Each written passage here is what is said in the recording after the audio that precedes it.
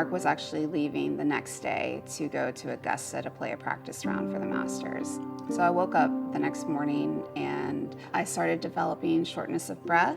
I was achy, but when I really got scared was when my nose started bleeding. So my friend picked me up and took me to urgent care. The nurse took my vitals and said, "You are very sick.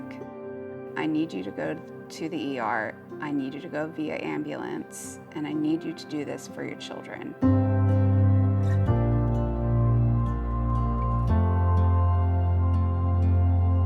She was in the later stages of sepsis, which we refer to as septic shock. And sepsis, unfortunately, is under-recognized.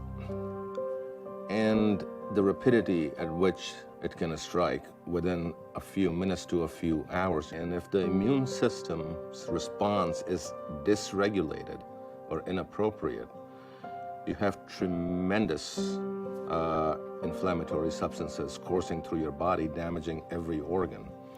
And you develop multi-organ failure and shock.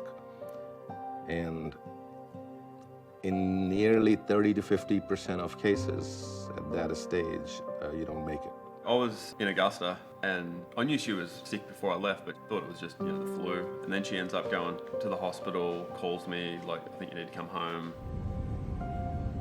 She rapidly, minute by minute, deteriorated to the point where we had to put her on medications to keep her blood pressure up, put her on a breathing machine called a ventilator, and had to deeply sedate her to get her out of her discomfort.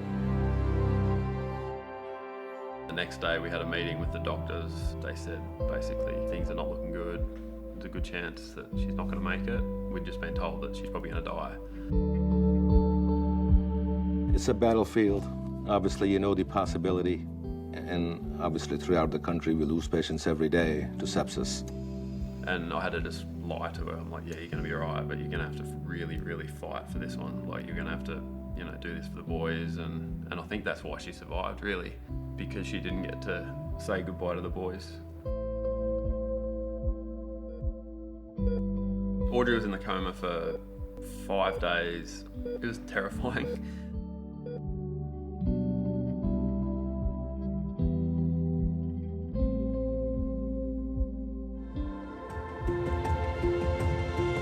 Excitement, and then to see their joy, the patient's eyes and the family, that's priceless.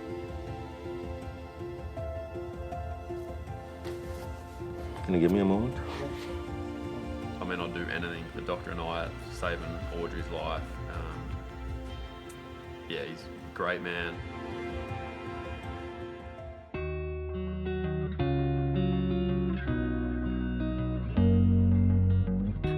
So I went home and I needed 10 more days thick of antibiotics. And so she told me how much each bag of antibiotics would cost, how much the home health nurse would cost. And after she goes through the cost of everything, she asks me, "Is this okay?" And I thought to myself, well, what if it wasn't? What if we couldn't afford this? I can't go home without this. So we need to start figuring out a solution.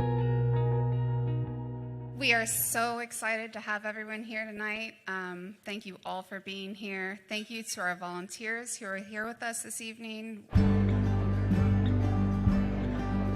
So starting Begin Again really woke me up. And now, as hard as it is sometimes to think about the really bad moments in the hospital, I can't regret any of it because so much good has come from it. 75, now 8,000. Thus far, we have given $621,000 to survivors. We also recently started a bereavement fund where we support families who have lost loved ones to sepsis, toxic shock, and respiratory stress syndrome. Additionally, sepsis survivors are able to receive case management services from Patient Advocate Foundation, and through that program we have provided around $200,000 in debt relief for these people.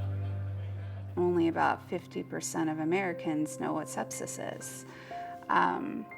And finding out that sepsis kills more people than breast cancer, prostate cancer, and opioid overdoses combined.